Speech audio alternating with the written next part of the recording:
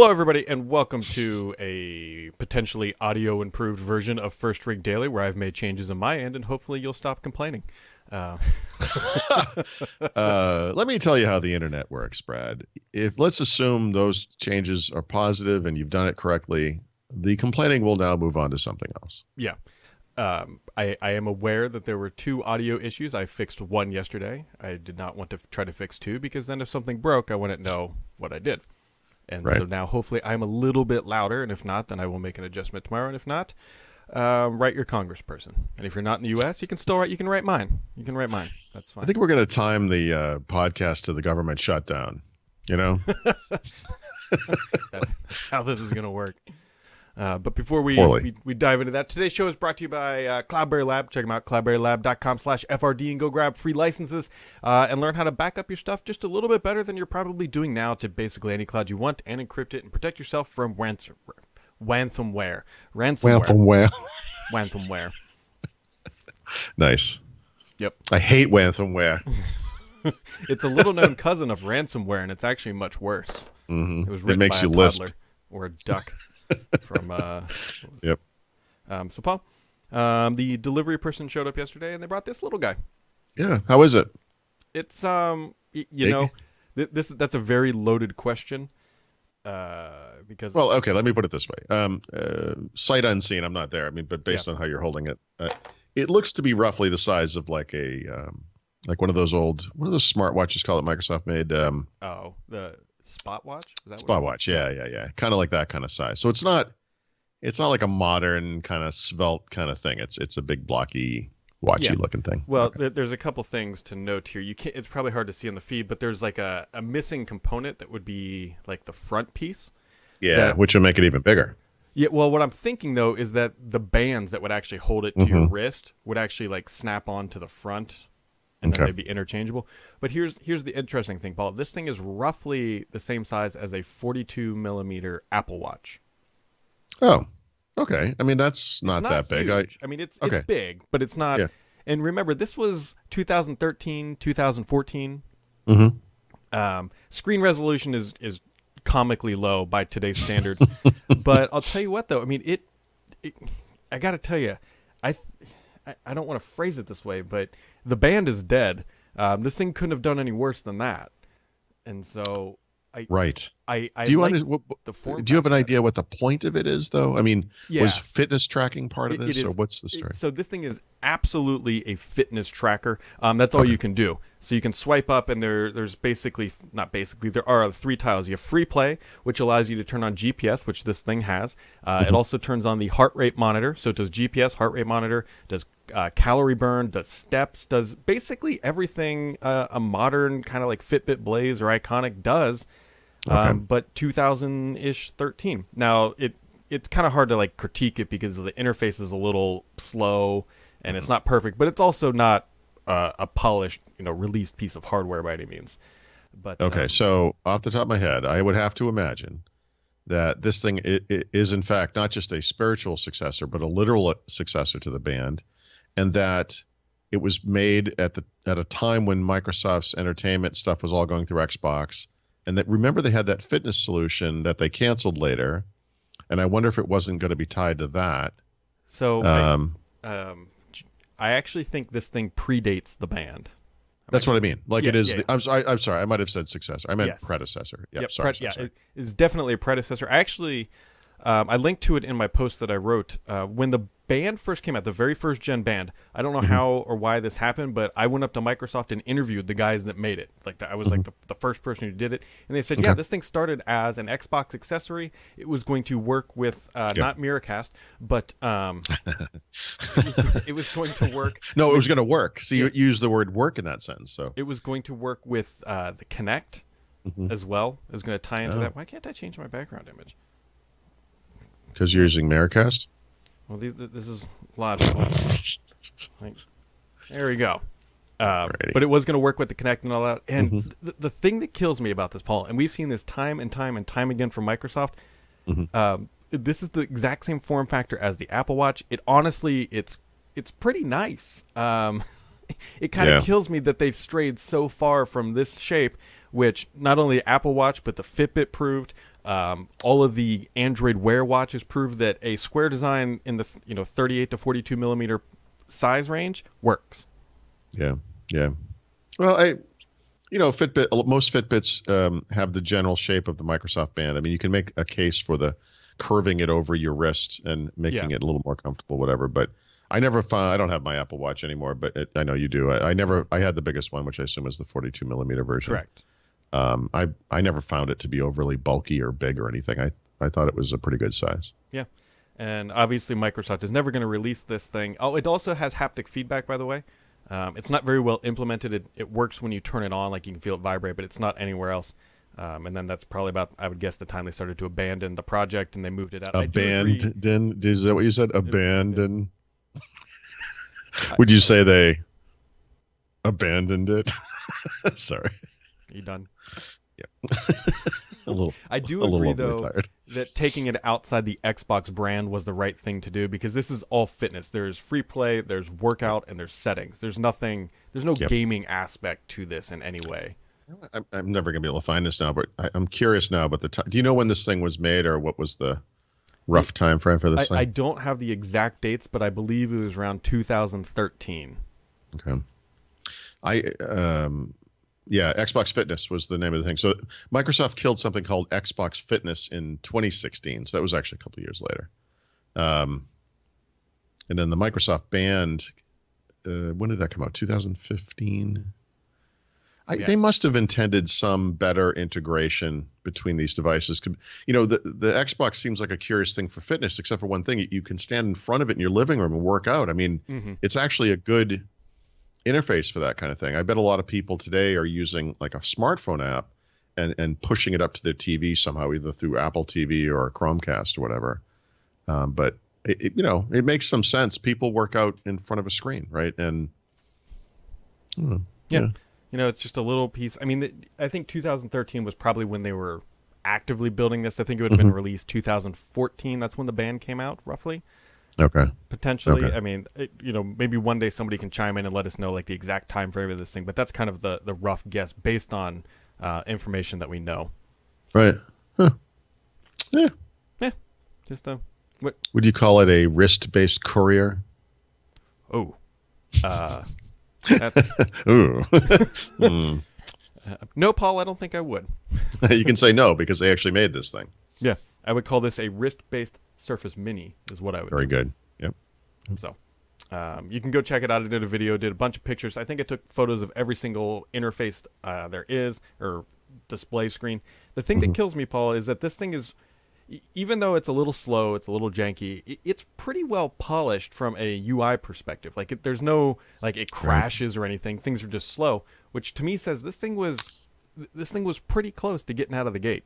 So did you have a Microsoft Band? Did you use one? Yeah. Oh, yeah. All right. So when you look at this, do you see any familial similarities? Does it use tiles? And very similar. So if you remember, the interface of the Band was just basically tiles that would slide by. That's all that this is. It's just one big tile, and you just slide over, and it just kind of rotates through. I mean, it definitely kind of has that modern or Metro UI style to it as well. Yeah. If you like that kind of thing, I don't mean you, Brad, but I mean people listening to this. The Android Wear stuff, which has never taken off in any appreciable way, is actually very much like that. They use that same style, tile-based kind of views and things. It makes sense. Yep. Moving on, because I have probably cluttered my life with this thing, because this is something I will never throw away. Paul, you're working on decluttering, I'm assuming, your inbox here. I went to try. I took screenshots over the course of this, and I tried to find some of them. And it's funny, I wasn't able to come up with as many good examples as I wanted. But you're perhaps familiar with the KonMari theory of decluttering, that you're supposed to look at every item in your house and kind of regard it, and if it sparks joy, you keep it, and if it doesn't, you get rid of it. And that's a little too squishy for me in real life. I mean, I'm going through my own decluttering thing, but I think of it as more of a process. Like, I don't think you're going to sit there in one day and go through all your stuff. I mean, I think it's a little hackneyed. But as part of a wider kind of digital decluttering thing that is tied to the new year, I decided I would declutter my inbox. And these days, I get a lot more email newsletters than I do actual emails, because most people try to contact me through other means, like via the website or on Twitter or whatever. So a huge portion of what I see every day in my email inbox is like these newsletters. And some of them are things I did sign up for. Maybe I joined Hertz or something, and as part of the process, I got signed up to the Hertz, mailing list. And some of them, of course, are PR things, which I, can't do anything about.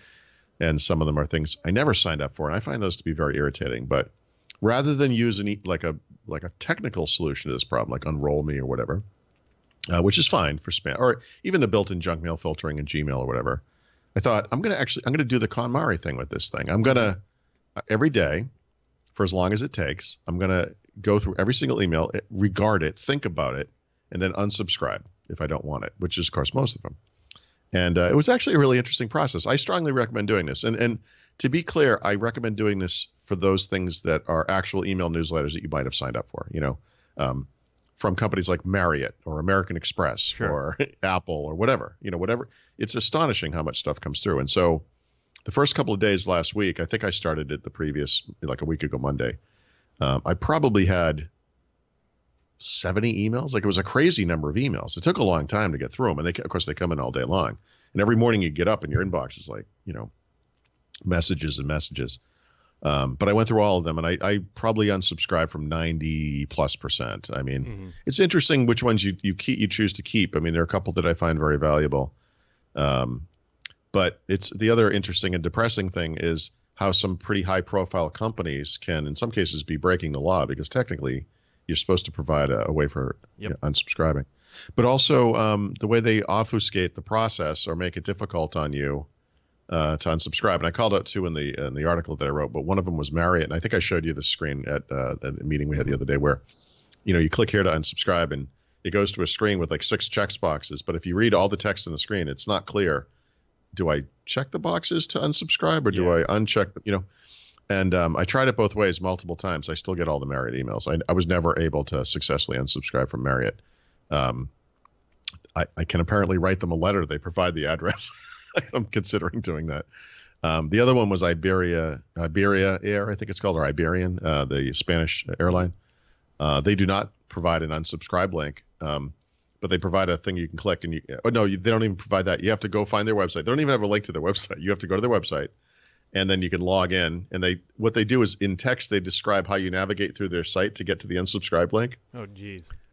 But to unsubscribe, so of course the email comes to your email address, which is an older email address for me because I did this years and years ago. Mm-hmm.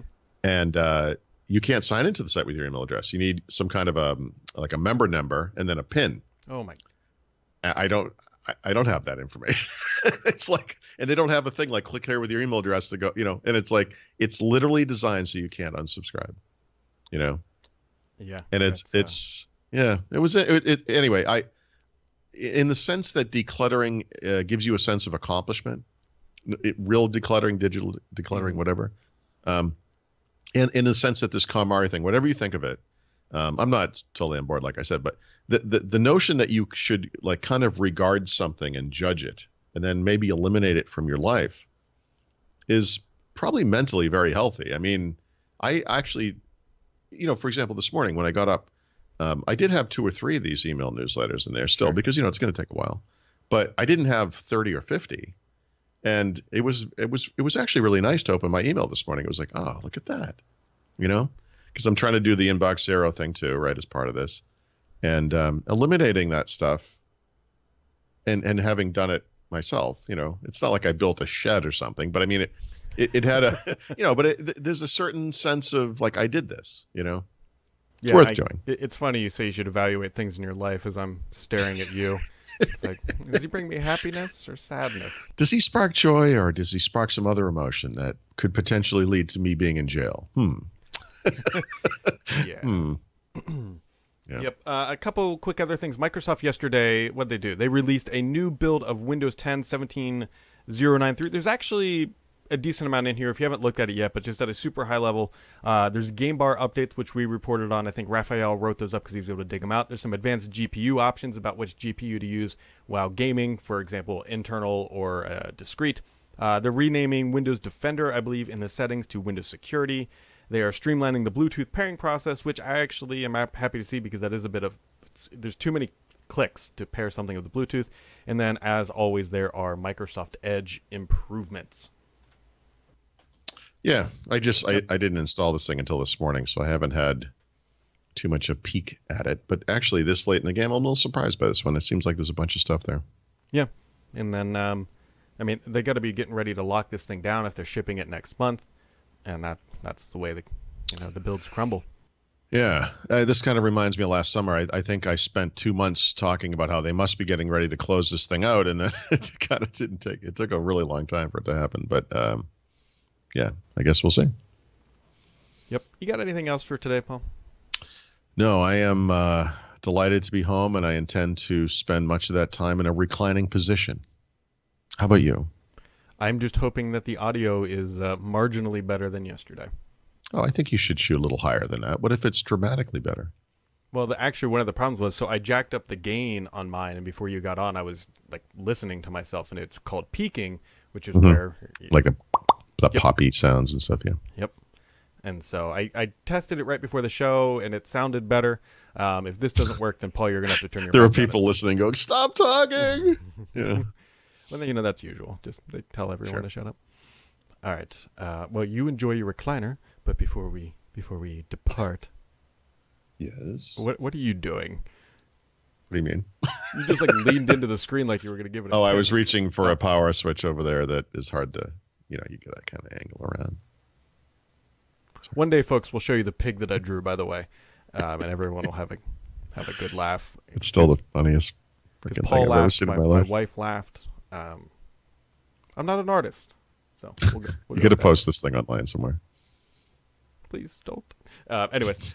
All right, folks, today's show is brought to you by Cloudberry Lab. Check them out, cloudberrylab.com/FRD, or just click the little box below the video here, and you can learn how to grab your free licenses before that offer expires, because it absolutely will. And you can do a little bit better at backing up. That does it for today. Tomorrow's show is at 1 p.m. Eastern Time. You can find that information at thurrott.com/live. That's 1 p.m. Eastern Time. Don't start sending us messages at 12 p.m. Eastern asking why we're not live, because that's not 1 p.m.